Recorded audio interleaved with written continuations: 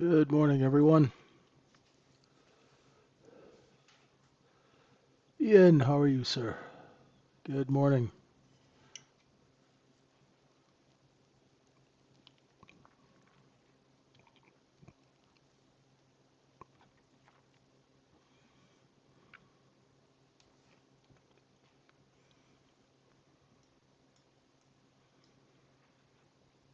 Hey, George. Charles. Charles in charge. How are you this morning? What's up, Lonigan? Marcus, how are you? Hey, Moran. Stealth. Good to see you all.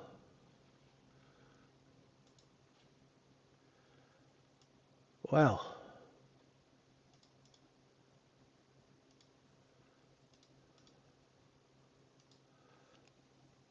so folks, let's go just take a quick look at the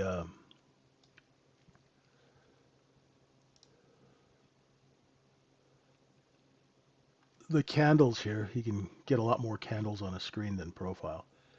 Hey, Ao, how you doing? I'm better, Charles. It's been a weird week. Oh, man. I actually think it was more stomach flu than food poisoning because anyway, when you live in a building with, 300 apartments and you've got closed ventilation, somebody gets a bug, everybody gets a bug. It's crazy. No kidding, huh? That's okay. I've had worse, Ian. I've had worse. There's a saying in England that I've picked up, still could be worse. So, as you can tell, my throat is still kind of hoarse. Yes, the coin of bitterness is down. It's getting close to. I'm looking for a look below and fail of 70,000. I'll show you the chart in a second. Uh, on the dailies here in the ES, you can see very clearly that between this basically 69.89 and 68.89, we've been going back and forth. When we go underneath, we reject back up. Going underneath, when we go up top, we reject back down. If you were to draw a bigger balance, you could use that. And, we keep looking underneath 68.90 and popping back up. So, the market is in a very large distribution pattern. Okay. Um, the cost base is, we are in 16. If you look at these zones that I did up, the original balance zone for these daily candles is around 5160 to 5200, 5200 and a half. You'll notice that when, Mr. Trump did his Terminator Judgment Day thing, we came right down to that 49.88. Now, this is back adjusted. Um, Volume. So that's how I look at these things because I'm a volume guy because markets are about volume, they're about position. And ever since then, we've been in this huge move up. Now, it's a new year and we should be resetting cost basis. So you should not be surprised at all that things are down. And that includes Bitcoin. Here's the coin of bitterness, right? So if you look at Bitcoin, right, since we're talking about it, it's really not a big deal. It's a big deal if you're long at 100,000 and it's trading at 71, of course. But you have to look at these are risk assets, right? So Bitcoin is right back to this massive cost basis from 2024, right? It's right back to that massive cost basis. What I'm looking for in Bitcoin, I bought a little at 79 and I bought a little at 76, right? And so what I'm going to do is I'm going to wait till it looks below 70,000 and comes back up, and then I'll buy a little bit if it holds 70,000, right? If that doesn't happen, I'm going to be looking for 52,000 here on Bitcoin. Now, whether it gets down there, I don't know, right? It's down a little bit again today, but hey, that's the way these are risk assets. This is a risk business, okay? So how you manage your risk is really the most important thing. So if you're trading 1,000 times leverage, right, and you're all high on Red Bull, you're going to be hurting. But if you're looking at this intelligently, like what I do is I buy a little bit. The last time it dipped down here, I got long, so my cost basis is right around this 75,000 on a longer cost basis. So I might have been too early with my 79K and my 75. That's okay. My position's small enough that I can add size down lower if it gets lower, right? And I'm holding it for years. So I'm not looking for short-term profits in this particular asset class, right? So, yeah, it's taken a beating, right? And that's what you look for when you want to buy, right? Smart money gets the lowest cost basis. So, you know, it happens in a new year. All of these assets were used to mark up portfolios at the end of last year. Now they're coming off. It's nothing new if you've been a trader for a while, if you've been around financial markets for a while. You know, when markets sell off, people who are trapped at the top, they freak out and they sell, and the smart money buys it all up and the cycle repeats itself, right? So I don't know enough about Bitcoin. All I know about Bitcoin is there's only 21 million, so it's a tight float. It's also a highly leveraged product, and it's a very thin market. So, you get a lot of margin selling, and margin selling accelerates like a snowball. So you've got to be smart about it. And, I myself, I don't trade Bitcoin because I don't understand the actual mechanics of trading in Bitcoin. So I stay away from it, right? And it's the only thing I actually own long term. Getting back to ES, a break of 68.07 is where you're going to be in trouble in the ES. So far, we're kind of holding steady.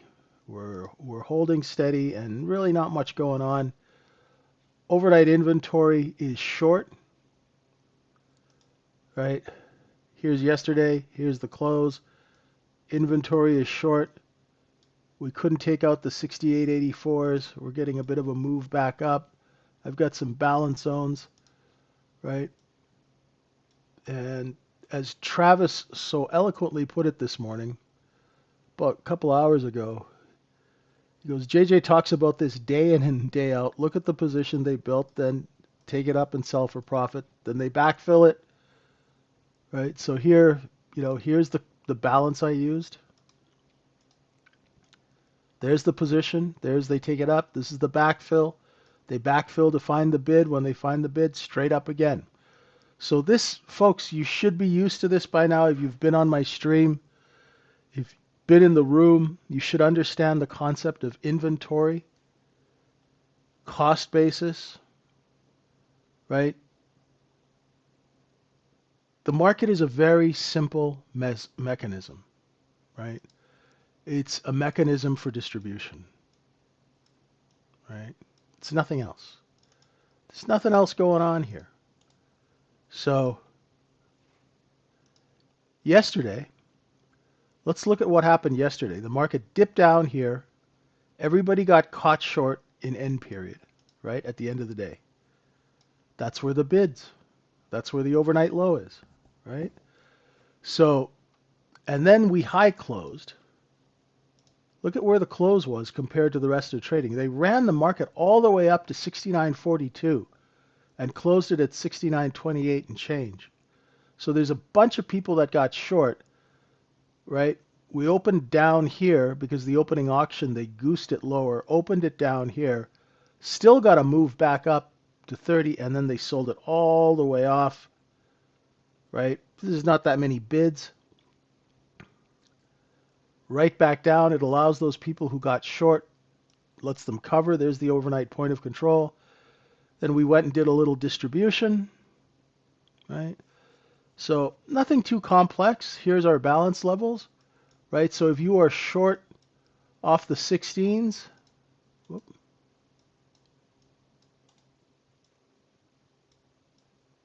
come here, right? If you're short off the 16s, you're using that 17 and 3/4 as a stop. Buy a little back at VWAP. If it breaks VWAP and gets lower, you're looking for 69.08. Then you'll be looking for these lower levels. Right? You could see very clearly sellers. Right? If you're a short seller, you better figure out where the sellers are, because if you don't, you're going to be a very, very uninformed short seller. Right? There's going to be a little bit of short covering at VWAP. That's a natural thing to do. Right?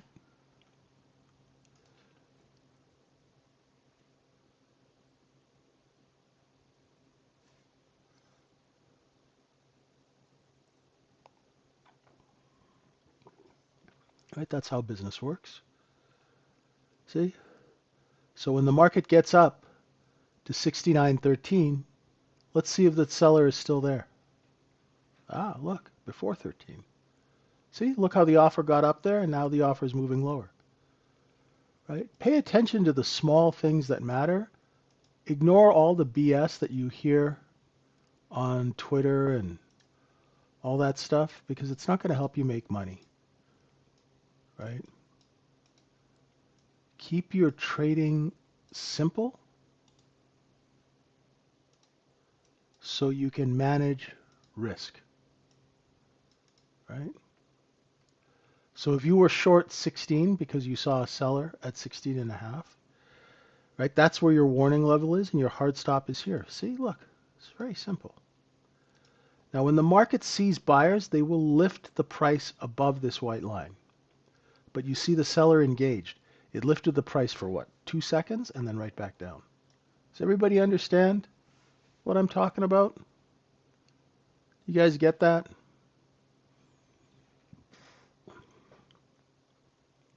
Clado? Yes? No?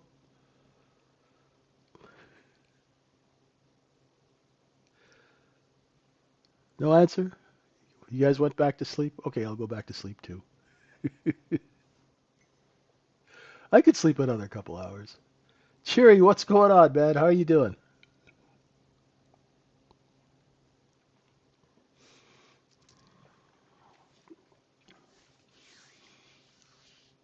Right? So we got that seller at 12. Now, if I was short 16 and we got close to VWAP, I probably, truth be told, if I was short 16, I would have covered 12 and a half. But that's the way I trade. Now, if you want to hold trades longer, and you have the capacity to do so, right?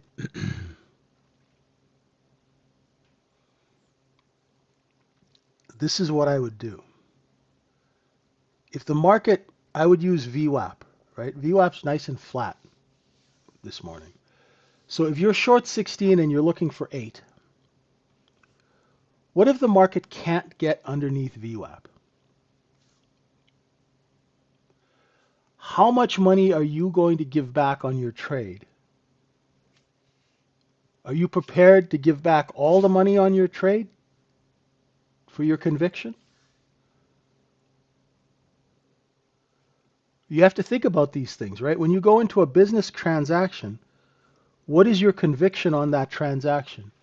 And how much money are you willing to forsake to prove your conviction?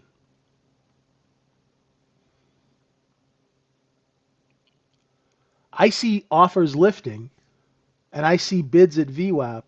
So if I was short 16 with a 17 stop, I would have covered at 12 and taken my 4 points. JJ around 69.16. The possible short trade based on the level and the stalling. Yes, yeah.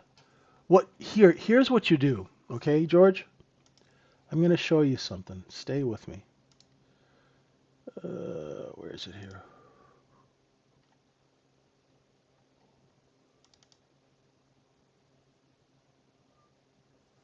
Okay. Let me just get through this and then I'm going to show you something. The reason that we do this, George, is when you see a seller lowering their price, right? And you don't need any special software to see it. You could see that the sellers are there. One, two, three candles with the same high.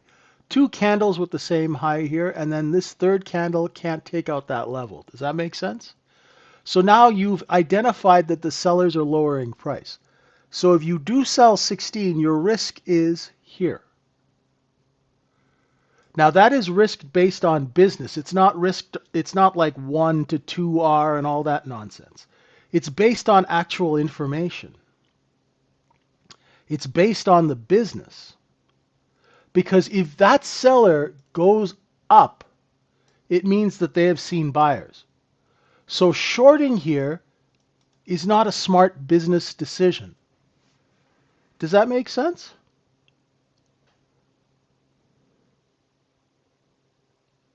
The only reason that you short is because there is a seller and that seller is getting other sellers to compete with him, her, right? So as sellers compete, they will lower the offer. The top of the candle are where the sellers initiate. That's what you want to see in a short. This comes from the old days when people would watch a level 2. Okay? And this is where I get this from. And this is how traders have traded for centuries. If a certain firm, say George, you and me and Stealth and Moran, we do a deal, right? And we have 50 million shares in each one of our accounts. And you know I use a certain brokerage firm, right? I'm trying to initiate as high as possible. So if I see that seller at 16 and a half, I will hit the bid at 16. I know I'm not going to get 16 and a half. Make sense? So here's the execution of that trade. Short. Warning level. Stop. Okay, so short 16. If it gets over 16 and a half, I'm in trouble. Exactly. If it takes out 16 and 3/4 or 17, I'm gone. The business reason for my trade is that sellers are putting the market on sale. If the business reason for my trade goes away, I take my capital and I say thank you, goodbye. Does that make sense? Your risk is minimal because you're trading at an edge. You're trading at 2 times profit, the top of 2 times profit. That's why you're not indiscriminately taking trades in the middle of the zone. You wait until it gets to the top of the zone and it either does a look above and fail or a fail to look above. Got it? Very simple. Now the execution takes time and practice, of course, right? So in the old days, if there were 4 of us and we had stock at different firms, Moran's at Canaccord, I'm at Wolverton, um, you know, Stealth is at Midland Walwyn, which we used to call Stodgy Willie. These are Canadian firms. So we know that each one of those firms uses a different market maker to place their orders, right? Well, you don't, but I do because that's my job. So here's a level 2 of a deal I did, okay? And we had a good day. We did $64 million in dollar volume that day, right? It was a good time was had by all. So these 3 offers are me at $49.90. That's all me. These bids are all me. The whole level 2 is me. I control it like I'm moving chess pieces on a board. This is why you don't look at order books. Because someone is controlling the whole bloody thing, right? So we took this stock, we started under 10 bucks, took it up, held 10, and then took it all the way up to $50 a share, right? This is my lookout bid, right? Burt Martin Arnold, that is my lookout bid. Canaccord, Knight, the Nazi at ASCM, may he rest in peace. These are all my offers. Look where the next offer is at 58, because he doesn't have an order. So he's $10 up. If I see somebody come at 49.80 on the offer, that is a foreign offer. That's not me, and I need to be low offer. So I will offer underneath him, and I will drop my bid down, and I'll force that seller into my bids at a lower price. That's called boxing a stock. But we always look at the offer. We need to be the low offer. If we're not the low offer, we're not doing our job. Does that make sense?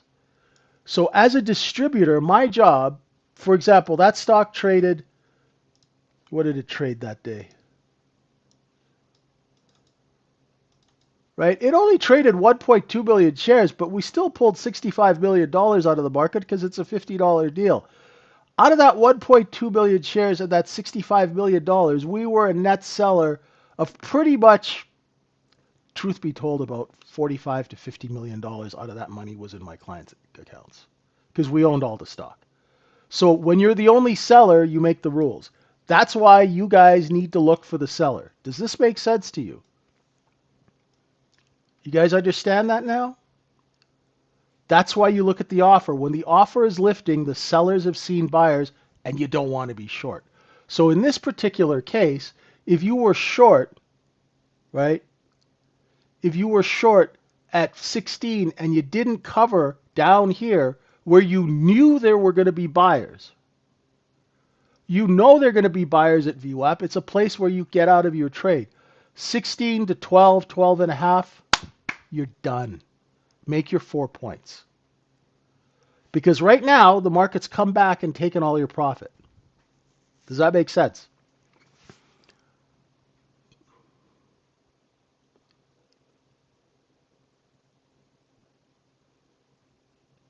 When you first start trading and you're trying to get profitable, right? Now, I know Doc in our room holds trades and, he does 100 points and stuff, but he's trading CFDs. He's not allowed to scalp because he can't open accounts at AMP and those things because of where he lives. So he trades a completely different way. And it's very hard to mimic that, right? So I don't want you guys to get influenced when you're not consistently profitable and you're trying to hold trades for 50 points. All right? It's something that you could build up to, of course. But you need to figure out how to pay yourself and make $50 before you make $5,000. Right? Otherwise, it's a fool's game. Okay? Be smart. Get paid. Because here's the thing. Had you made 4 points on one E-mini, that's $200. Right? If you had done 6 contracts on that, that's a $1,200 trade. Right? So it's very difficult. I mean, I'm not going to put, if you say, hey, JJ, I'll give you $1,200 today for this, I'll take the money. I'm not going to hold out for more because this market you could see is choppy. Right? You could always reshort it again at 16. See? Does this make sense to you guys? What I'm trying to do is I'm trying to get you guys to think intelligently and not think like gamblers, right? And not think like, using the hoping and wishing and praying, right? This is very important, right? Once you learn how to do this, once you start making $1,000 a day, it's going to change your life, right? But it's going to take some time, and you're not going to be able to do it right away. You're going to learn how to do this on the micro, and it's going to be difficult, right? And then you have to, once you get good on the micro, you switch to the mini. For example, when I start trading every day, I start on the micro. Why? Because I want to see whether my brain is working. If my brain is working, then I'll switch to the mini. If my brain is not working and I get stopped out a bunch, I'll stay on the micro or I'll stop trading. Right? So you could have sold it again at 16, Put your stop at 17 the second time, right? Put some bids at VWAP, right? Say you had shorted a larger number of contracts. Say you were short 8. You could cover half of your position here, right? And then the other half of your position here, right? Why not pay yourself? Right? I know it's great and it's great for the ego to hold a trade for 30, 40 points, but I swear to God, none of you are going to do it. Maybe 1% of you if you're lucky.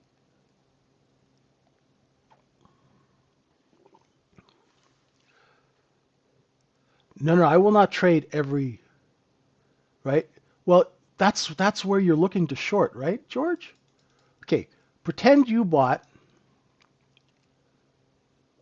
I'm going to walk you through this, okay? Right? Say you bought 1,000 oranges here, okay? And your average price for the oranges is $68.94. This is your 2 times profit zone. So at 69.17, you start running out of buyers for your oranges. So you put it on sale, right? Just like a store. Are you with me?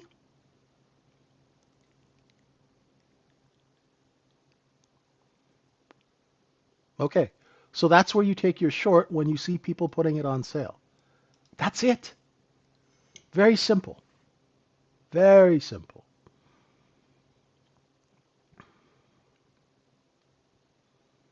Right? Now, what if you're short 20 contracts up here, right? And you covered maybe you shorted 20 at 16, right? And you cover 5 here and 5 here. If you have some buy orders down here and they don't get filled, go buy back your position, right? Why would you do that? Well, overnight inventory is short. Overnight inventory is about 95 to 98% short.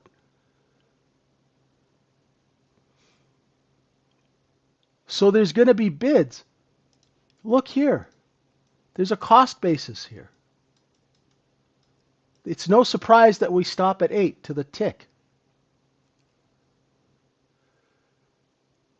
Just wait. Here, George, I'm going to help you out here, right? You see these colors, blue, green. Wait till the market goes from green to purple and back to green, or it can't get into purple. Then you short. Don't do it. Don't screw around in the middle. Make sense? You wait for the edge because that's where you get the best bang for your buck. Just like if you were going to go long, right? You wait for this edge here at 71 or 89 where you get the best discount, right? See, look, right back again.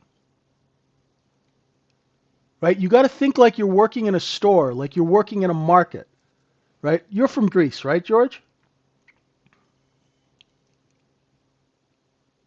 Or did I get it wrong? Okay. Right? So I used to have Greek clients, right? The guys who did DROIS, right? Those are my guys. So, this is what we do. We'd move markets up and down, right? So they'd call me up and they go, hey, Malaka, move the offer, right? So I'd move the offer up because they got some buying coming in, right? Right? So just remember that. Hey, Malaka, move the offer, right? Now you're good. You're set. When you see that offer moving up, that's when you get out of your short. Book your profits and take your money, right?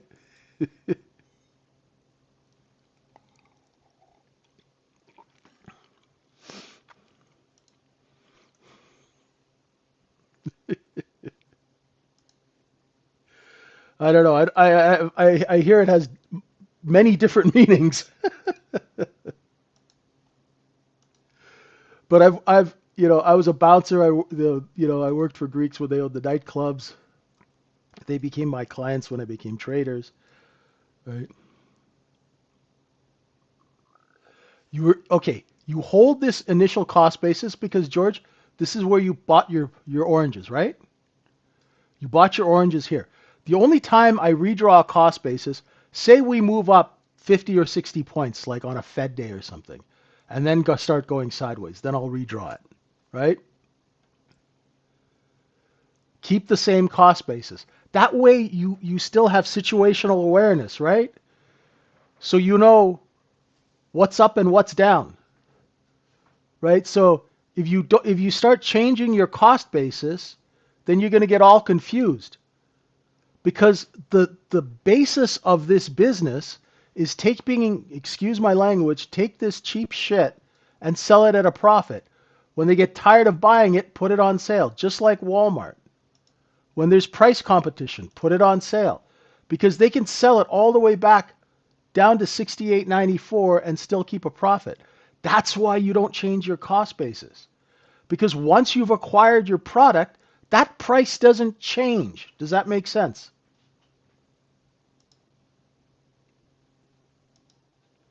It's so simple, but nobody talks about it, right?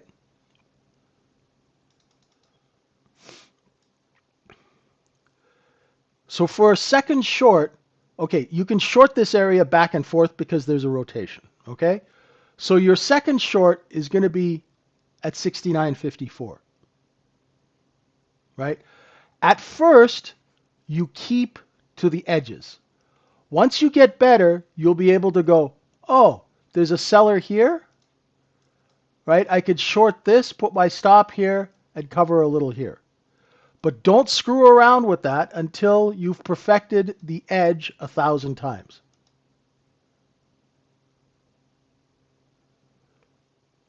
When overnight inventory is short, it's short covering, Mohammed. Short covering. Markets are rotational. They rotate down to find buyers, and they rotate up to find sellers. Yeah, it's really simple. The thing is, all these other trading rooms, all these trading people, they really try and baffle you with their bullshit because they don't really know what they're doing, right? So they're like, oh, you try this, and oh, you try that, and oh, you try this, and then we're going to use this indicator, and oh, then we're going to use that indicator, right? And none of it works. Nobody makes any money. Maybe 1% of people will get money. But if you ask any trading educator, okay, give me the business reason behind this trade. Well, I don't know, man. Markets are random. Wrong. Right? If you think markets are random, I've got some oceanfront property in Arizona to sell you. Good price, too. Right? Listen, when you put $1 billion on the table, nothing is random. Okay?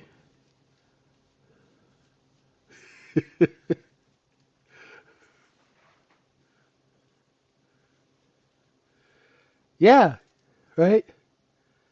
There's that initial cost basis, and then you go and try and sell it for profit. That's why they call it a market, not a hot tub. Right? So overnight inventory, short is correcting. The trade is to the upside. It's okay to take those hit and run shorts. Now, for you breakout traders, right? Everyone's going to be buying this breakout, right? So if you buy the breakout, make sure that it holds 69.17 1/4, right? If it doesn't, well, the breakout, it's a false breakout, and they're going to sell into the stop.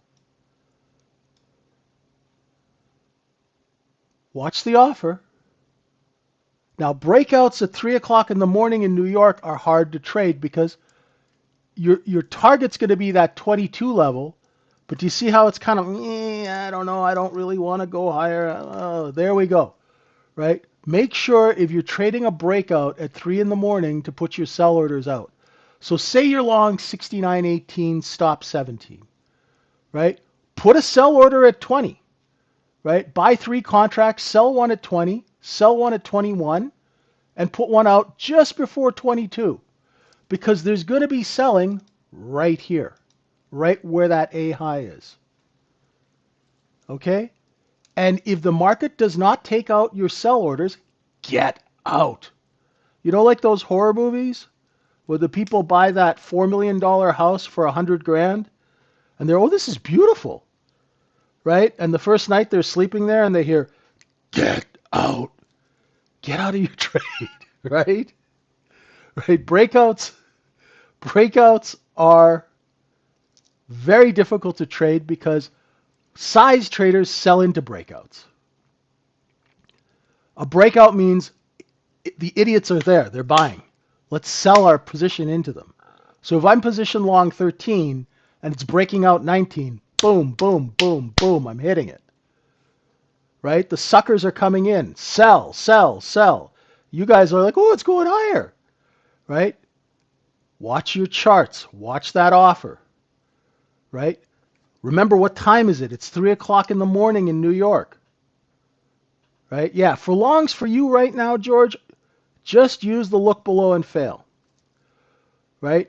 If you're not consistently profitable, don't try shorting just yet because it's a more sophisticated trade and you have to be able to spot the seller. Even though I spell it out for people, it's very hard for them to watch it and put it together. Learn how to go long first. Do you know why? Number one, the market is structured for you to go long. Number two,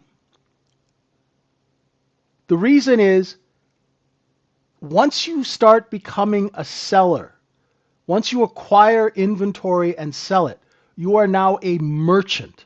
So you can identify other sellers because they're competition. Once you learn how to identify competition, guess what? Now you're going to be a short seller and you're going to be an intelligent short seller.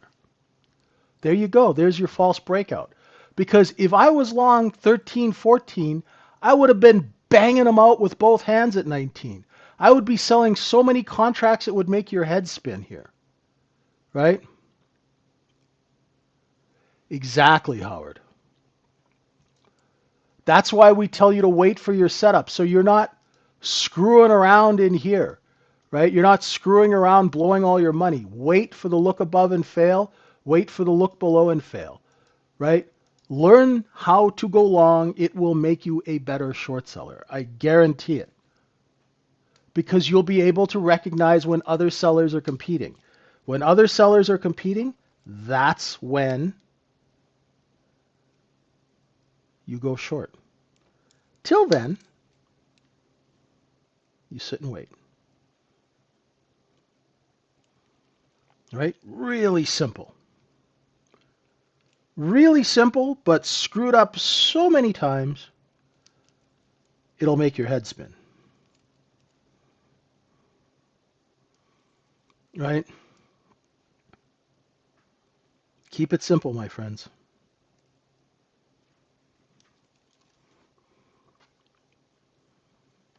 This could be a look below and fail, right? Hey, Raj, how you doing, brother? So here, had you gone long on the look below and fail, right? There's a look below and fail. Say I went long 18, stop 17. I know that there's a seller here, so I'm going to sell my contracts here. Right? And I know there's going to be a seller. So same trade, look below and fail, long 18, stop here. Right? You know there's going to be a seller here, so sell a couple of contracts here and then put one underneath here. Right? If that contract does not get taken out, see? Watch. See, there's a stop here at 22. So they're going to front run the stop. Learn what front running is, my friends, because it'll make you a better trader, because you'll have better situational awareness.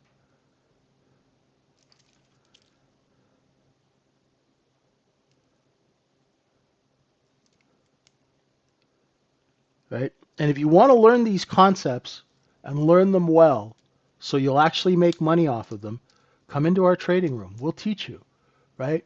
We are the Trading Syndicate for those of you watching on YouTube. We are the best priced trading room pretty much in the world where you'll actually learn information that'll help you make money instead of a bunch of BS and double talk, right? Check us out for a month. It's like 29 bucks and you get our AI trading coach for free.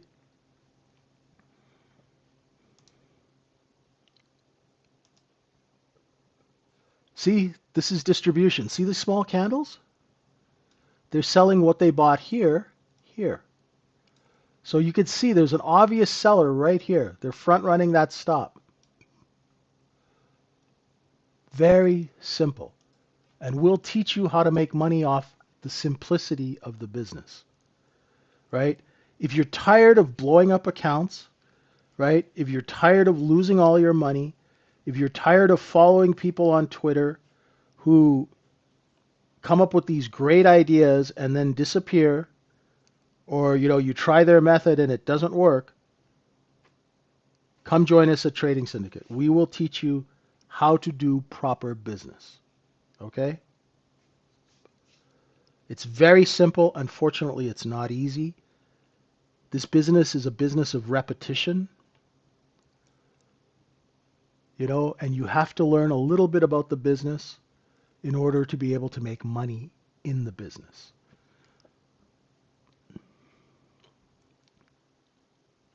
Right?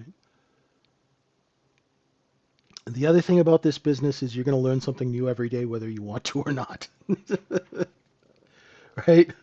Whether you want to or not, you're going to learn something new every day. So you have to be open to that. You're never going to be an expert, right? You're always going to be learning something because the business changes constantly.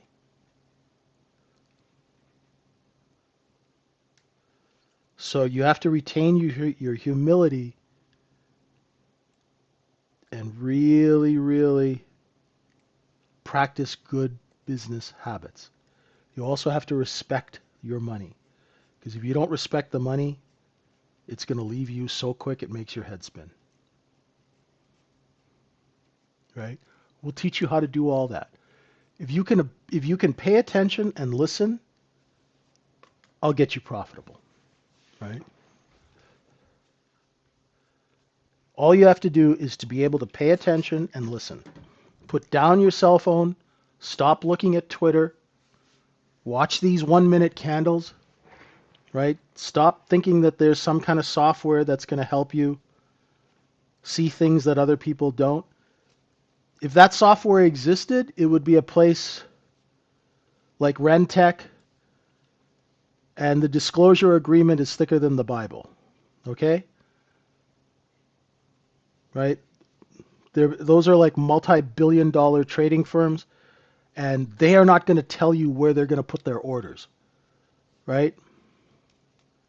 They would be high on crack if they told you where they're going to put their orders, right? Think about it. Like, would you announce to everybody what you're doing in business? Right? Just watch the offer. It's free. Right? It's the best information.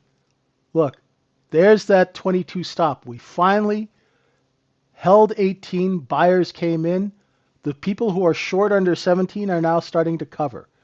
That's what pushes price up. That last move up that you guys are waiting for, that's when shorts come in and realize, oh crap, I'm short 14, I added at 17, geez, I'm going to come in cover now. When they go to cover at 19, the price jumps up to 21. How do I know this? Because I'm the guy who moves price to 21 from 19. I've been doing it my whole life. 34 years I've been doing it. So I kind of know what I'm talking about. Right? Most of these people, and I don't want to get negative, but this is the year where we, stop all the BS. Most of these people who are teaching you how to trade have never made a market in their life, and they've never traded size. You've got people out there teaching volume analysis who used to work at Burger King, right? And they've never traded 1 million shares. How can they teach volume analysis if they've never traded volume? Right? You've got to look at that and be intelligent about it, okay, folks? Don't get suckered. All right?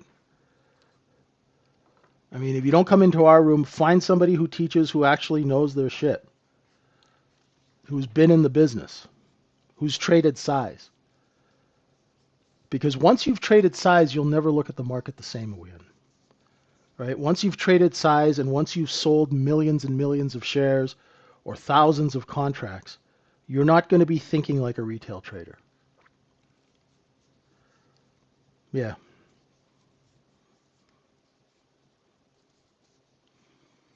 Right? We are the cheapest trading room out there that actually will help you make money. Right? Take advantage of it. Come into the room. Right? You will learn more in a month with me than 10 years anywhere else, guaranteed. Right? We'll teach you how to make money and keep it. Right? There's no sense making money and losing it all. Right? We want you to keep your money. We want you to have a nice, uncomplicated life. And doing that, that's the most important thing for me. Right? So inventory is correcting higher. It's taken out these two stops. Right? The next destination will be the close. Okay? Once inventory, see, here's the point of control from yesterday. Oh, excuse me.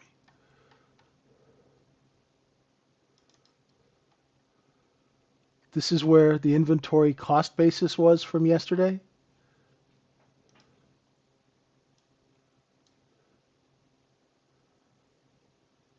See how we stopped right to the tick? That's where the supply is.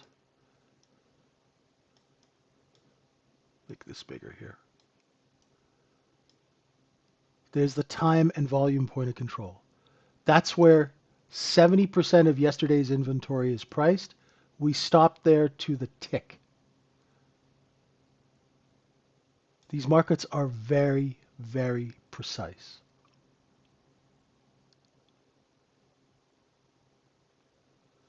Well, for retail traders, George, if you're not consistently profitable, you have no business trading the NQ. 3 to 6 E-mini contracts is perfectly normal. Let's see what our book looks like tonight.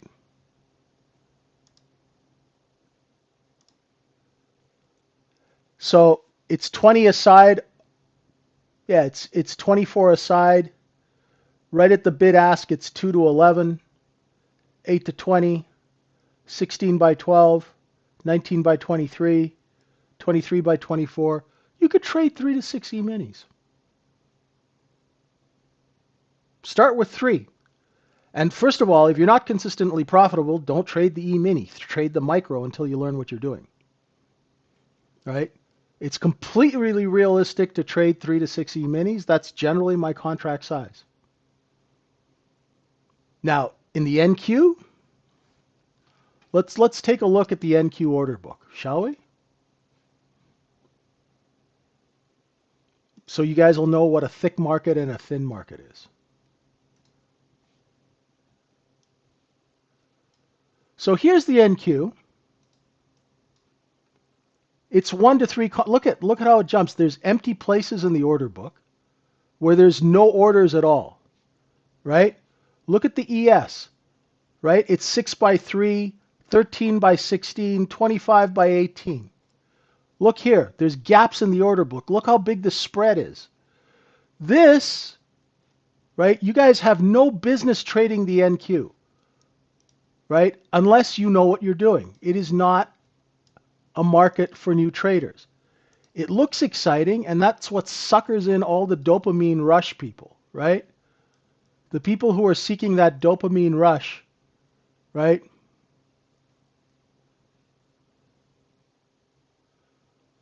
It's a thin market. There's no reason for you to trade it unless you like losing money. Now, if you need a tax write-off, trade the NQ because you're going to lose your shirt. Right? So say you made a couple of $1 million in business and you need to take a big tax loss, go trade the NQ.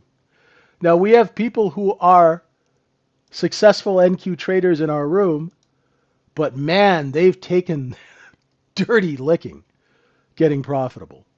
And don't trade NQ unless you've got a larger account so you can use larger stops, right? And you better be quick Because if you're a slowpoke, they're going to eat your lunch for you, right? They will literally rip your face off, right? So don't be foolish. Be smart. Trade a market that you can handle. Get your skill up, right? And George, if I told you, listen, if I could show you how to make 2 to 5 grand a day trading the ES, is that something that you would be interested in?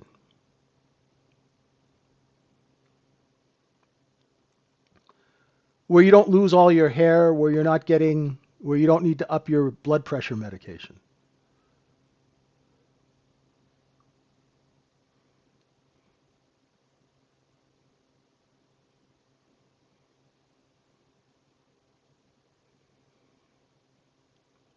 That's why all these people are getting destroyed in these other markets.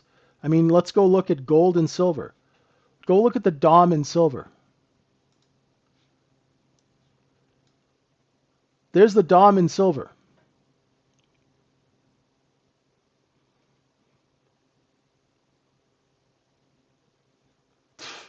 No thanks. It's a sucker's game, right? Position trading it, cool. Use the look below and fail in silver, right? That kind of thing, that's okay. But day trading it, you're going to get your face ripped off, right? So sellers here, let's see if we come back down and find some bids. Now, George, we're going to look for a look below and fail of 17 and a quarter, right? So for example, say you're going long here, right?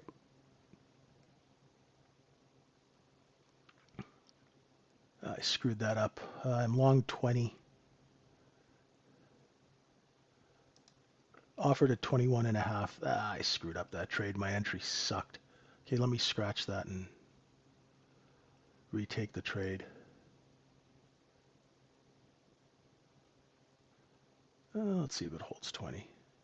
If it takes out 19 and 3/4, 19 and a half, I'm out.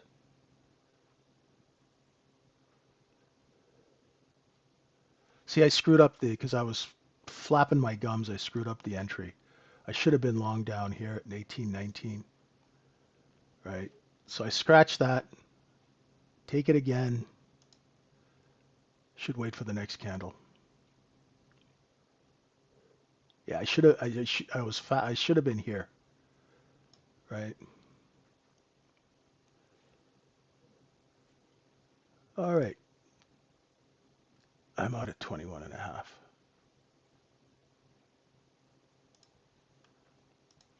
Not the greatest trade, right? So you can see how you can screw up that. Oh, that's okay, right? It's the first trade I've taken all morning. Had I had a few more contracts, I would have been out at 21 and 3/4, right? So 20 to 21 and a half, not the greatest trade. JJ needs coffee. And I need to focus, right? So see, immediately when I took that trade, George, what was the first thing I did? I said, oh, I screwed up the entry, right? So if you're aware you screw up the entry, you're ready to get out of that trade really quickly. You know what I mean? So you're not like, oh, maybe I'll just hold on and see if it works, right? So, and for me, getting out of a bad trade is like brushing a piece of lint off of my shirt, right? Or throwing away a piece of garbage. There is no emotional attachment to admitting I'm wrong. I'm going to be wrong lots of times, as long as I'm not stubborn and wrong. Because stubborn and wrong gets you a house made out of cardboard.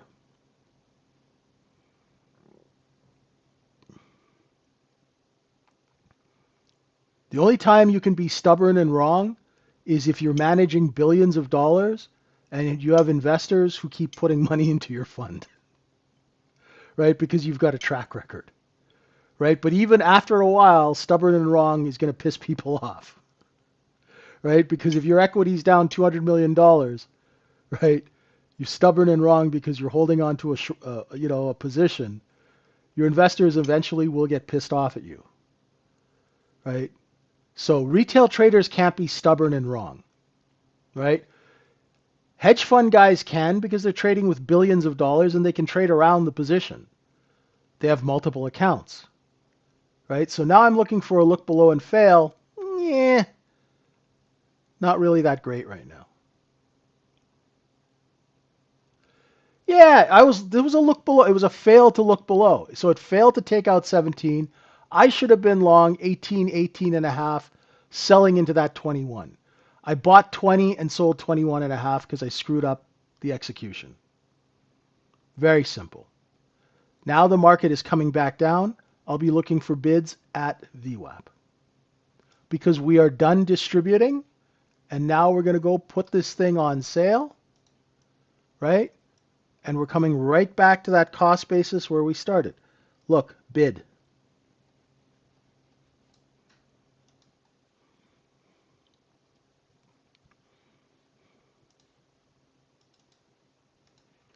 What a coincidence. Cool. Thanks for asking lots of questions, George. I appreciate it.